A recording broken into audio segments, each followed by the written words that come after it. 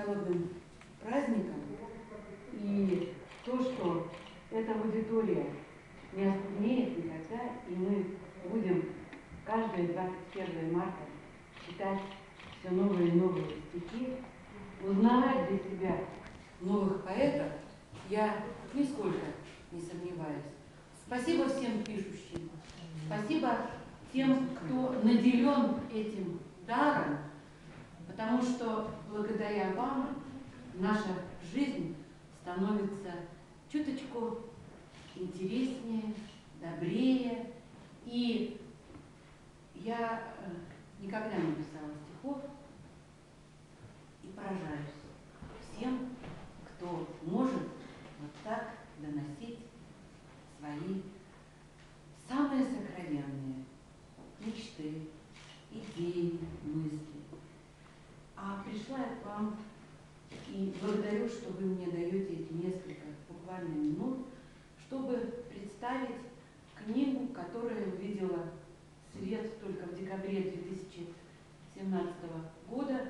Вот она, «Три дуэли. Онегин. Кто?». Это книга, которую я смогла восстановить после того, как Алексей ушел, а работал он над ней, я могу точно сказать, лет последние 15-18 как-то вот таким образом. Он, может быть, даже и с вами делился своими идеями этой книги.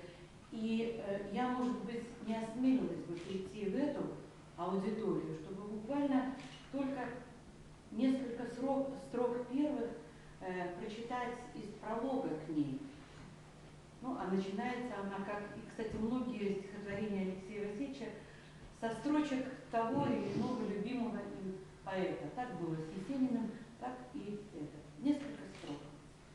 Мой дядя, самых честных правил, когда я не в шутку занемог, он уважать себя заставил. Такой у автора пролог.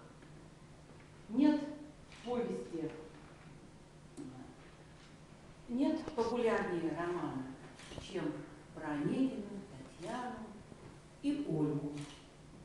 Как она беспечна, и Ленского в тоске извечной.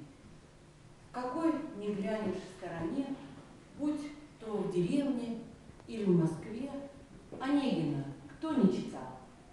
И я, как всякий, узнавал картины русской старины, где не познали счастья. Так вот, в этом году исполняется 185 лет со дня первого издания романа Евгения Онегин.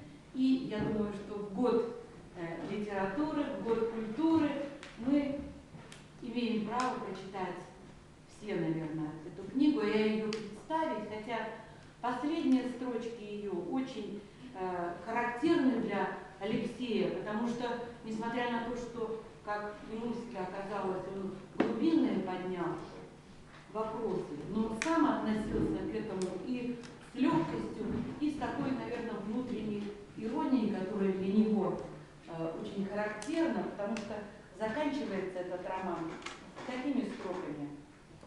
Мои усилия, поэт, найдут признание в отчизне? Скажи мне, да или нет? Читатель наш народ капризный. Возможно, да, возможно, нет. Так вот, я хочу сказать последнее. Я, наверное, не осмелилась бы прийти сюда, если бы большой друг Алексея Васильевича Лентингафт, который на протяжении последних лет знал, чем Алексей занимается, и помогал мне редактировать, можно сказать, этот роман, несколько был сначала удивлен и даже напряжен, давая ту или иную оценку. Но когда он меня 31-го, когда уже вышел роман, 31 декабря поздравлял с днем рождения, с Новым годом, простите, это было сразу после юбилея Алексея Васильевича, он сказал: не бойся представлять этот роман широкому кругу читателей, потому что это не подражание Пушкину, это продолжение Пушкина, но это оценка Валентина Гафта. Поэтому я несколько экземпляров подарила уже Людмиле Васильевне, дарю вам эту книгу.